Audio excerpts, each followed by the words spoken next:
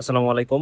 অতিরিক্ত বই অথবা অতিরিক্ত কোর্স কেনা আসলে আপনার পড়াশোনার জন্য কেমন ক্ষতি হতে পারে? এই বিষয়ে একটু কথা বলি। মনে করুন যে আপনি আপনার মুড সুইং কে কন্ট্রোল করতে পারেন না। যে আপনার মন বলে যে এই বিসিএস পড়ি, এই ব্যাংক পড়ি অথবা অন্য কোনো চাকরি পড়ি।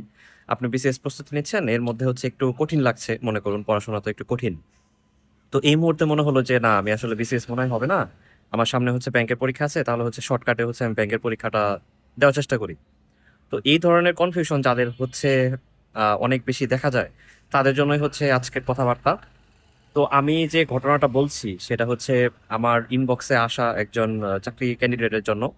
উনি প্রথমত 4th ইয়ারে পরীক্ষা শেষ করেছেন। এরপর উত্তরণে ভর্তি হয়েছেন। উত্তরণের যে কম্বাইন, প্রিলি এবং রিটেন। আপনি একটু চিন্তা করেন, উনি চাকরি পরীক্ষা কোনো পড়াশোনা করেননি। তো উনি শুরুতেই কম্বাইন একটা ব্যাচে ভর্তি হলেন। এরপরে কিছুদিন করার পরে মনে হলো যে আমি খুব বেশি আসলে পারবো না। উত্তরণে অর্ধেক পেমেন্ট করা আছে, বাকি অর্ধেক তো করা নেই। তাহলে আমার সুযোগ যে আমার তো এটা কমপ্লিট করার কোনো প্রয়োজন নাই। আমি অন্য জায়গায় শিফট করি। তো সেখান থেকে সে অন্য একটা প্ল্যাটফর্মে চলে যায়, এবং সেটা ব্যাংকের প্ল্যাটফর্ম। যে ব্যাংকের আমি পড়াপড়ি, আমি তো বিসিএস এ পারছি না। আবার তার এই সময় মনে হয় যে না আমার তো আসলে বিসিএস এর জন্য পড়াই ভালো ছিল। মানে একটু কনফিউশন গুলা বুঝেন। এর মধ্যে উনি এমন বুক লিস্ট চুজ করেছেন। উনি আমাকে লিখেছেন যে আমার ম্যাথের জন্যই প্রায় 4-5টা বই কেনা শেষ, 4টা বই কেনা শেষ। উনি আরেকটা বইয়ের নাম লিখেছেন যে ভাইয়া এই বইটা কেমন হবে। মানে আপনি চিন্তা করেন যে উনি তো ভাইয়া একবারও পড়া শেষ করেনি, একটা ম্যাথ বইও পড়া শেষ হয়নি। এর মধ্যে উনি আরেকটার কথা চিন্তা করছেন। এখন দিন শেষে উনি আবার লাইভ এমসিকিউ তে পরীক্ষা দেওয়ার জন্য ভাবছেন যে আদৌ এই পরীক্ষা দেওয়া প্রয়োজন কিনা আমার ভিডিও দেখে। তাহলে একটু চিন্তা করুন যে অতিরিক্ত প্ল্যাটফর্ম, যে কোনটা করবে নিজেও জানে না। অ্যান্ড এখানে বুক লিস্ট তো কিছু নাই বলি, যে এত উল্টাপাল্টা বুক লিস্ট। মানে একটা সাবজেক্টে যদি আপনি 4-5টা বই পড়েন, তাহলে তো এটা আপনার কোনোটাই মাথায় থাকবে না। এর সাথে যোগ হয়েছে যে আহ, কোন প্ল্যাটফর্মে করবে বা আদৌ বিসিএস নাকি ব্যাংক কোনটায় যাবে এটাও সে জানে না। তো এই ধরনের কনফিউশন যদি থাকে, তাহলে আসলে মহা বিপদ। আমি সিম্পলি বলি, আপনারা যারা পড়াশোনা শুরু করেননি, প্রথম কথা আপনার প্রিলিমিনারি শুরুতে পড়তে হবে। আপনি প্রিলি প্লাস রিটেন, সেটা যে প্ল্যাটফর্মে হোক, অনেক ভালো প্ল্যাটফর্ম হতে পারে। কিন্তু আপনি প্রিলি প্লাস রিটেন শুরুতে আসলে পড়তে পারবেন না। আপনার শুরুতে প্রিলিমিনারি বইটাই শুরুতে পড়তে হবে।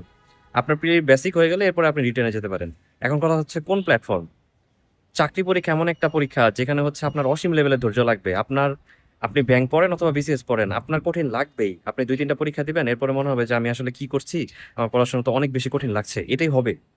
এখন এই সময়ে আপনার যদি মেন্টালি আপনি স্ট্রং না হন, ধরেন আপনি পরীক্ষা খারাপ হচ্ছে, তার মানে কি আপনি সুইচ করে ফেলবেন? এটা এটা তো হয় না। মনে করেন আপনি একটা গন্তব্যের উদ্দেশ্যে রওনা দিয়েছেন, এখন পথের মধ্যে যানজট পড়েছে।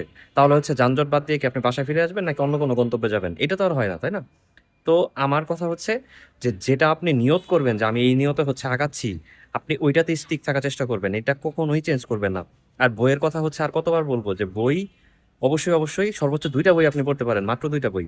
এখন যদি আপনি একটা বই পড়া শেষ করেন, এরপর সেকেন্ডারি আরেকটা বই ধরবেন, এবং সেটার মধ্যে একটা কথা আছে যে একটা হবে প্রাইমারি বই আর একটা হবে সেকেন্ডারি বই। মানে এটার কোনো বিকল্প নেই। আপনি 4-5টা বইয়ের কয়টা বই পড়বেন? এটা এটা তো সম্ভব না।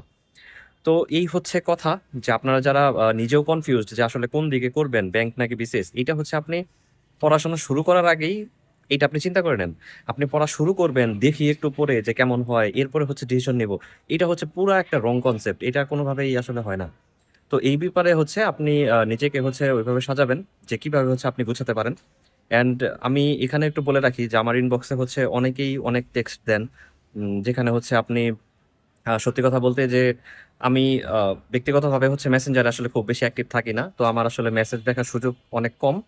তো এই ক্ষেত্রে আপনারা যেটা করবেন যে আপনারা ইনবক্সে যদি সালাম দেন যে ভাই আসসালামু আলাইকুম, এরপর আপনি প্রবলেমটা লিখে রাখেন। আমি কি বলবো, আমি প্রত্যেকটা প্রবলেম নিয়েই টুকটাক কাজ করার চেষ্টা করি, যে আপনি যতদিনেই হোক সেই রিপ্লাইটা হয়তো আজকাল হলেও পাবেন আর কি। আমি যদি আপনাদেরকে মেসেজেও রিপ্লাই দিতে না পারি, আমি চেষ্টা করবো ভিডিওর মাধ্যমে রিপ্লাই দিতে। তো আজকে এক ভাইয়ের টেক্সট আমি দেখলাম, যেটা উনি প্রায় রচনার মতো লিখে ফেলেছেন যে ভাই আমার এই প্রবলেম। এখন আপনি তো জাস্ট এটা মেসড আপ হয়ে গেছে যে আপনি যেগুলো বেসিক জিনিস, যে বই কম রাখতে হবে বা প্ল্যাটফর্মে স্টিক থাকতে হবে, একটা লাইনে চলতে হবে, সেই বেসিক যদি আপনার ঠিক না থাকে, ওই ক্ষেত্রে তো আপনার অনেক বেশি প্রবলেম ক্রিয়েট হবে। তো এইভাবে আমি রিপ্লাই করার চেষ্টা করব। আর আপনারা হচ্ছে আমার একটা গ্রুপ আছে, সেই গ্রুপে হচ্ছে পোস্ট করতে পারেন যে ওখানে যদি লিখেন প্রবলেমগুলো, সেগুলো আমি সলভ করার চেষ্টা করব। আর আমি অবশ্যই সবার কাছে ক্ষমা চেয়ে নিচ্ছি। আমাকে ইনবক্সে অনেক, অনেক টেক্সট দিয়েছেন। আমি আসলে মেসেঞ্জারে জাস্ট কি বলবো, আমি পর্যাপ্ত পরিমাণ সময় পাচ্ছি না। আমি নিজেও হচ্ছে চাকরি করি। এই চাকরির পাশাপাশি টুকটাক ভিডিও বানানোর ক্ষেত্রে এটা আমার জন্য আসলে খুব কঠিন। যাই হোক, সারমর্ম বলে দেই, অবশ্যই আপনার গোল ঠিক করে তারপরে পড়াশোনা করবেন। বই হচ্ছে সর্বোচ্চ ২ টা এবং এক্সের বই আপনি কিনবেন। আর আপনি যে লাইনে আছেন সেই লাইনেই থাকবেন। এটা স্টিক, মানে আপনি ধরেন যে আপনি ২০০ দিনে একটা সিলেবাস শেষ করবেন। আপনি ২০০ দিন কমপ্লিট করার পরে তারপরে হচ্ছে আপনি অন্য কোনো বইয়ের দিকে যাবেন। তার আগে হচ্ছে আপনার এখানে সুইচ করার কোনো ধরনের কারণ নেই। এই হচ্ছে সারমর্ম।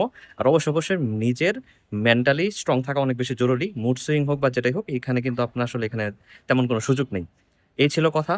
তো আমাকে ইনবক্সে যারা মেসেজ দিয়েছেন তাদের কাছে আমি আবারও ক্ষমা প্রার্থী। আমি হচ্ছে পর্যাপ্ত পরিমাণ রিপ্লাই করতে পারছি না।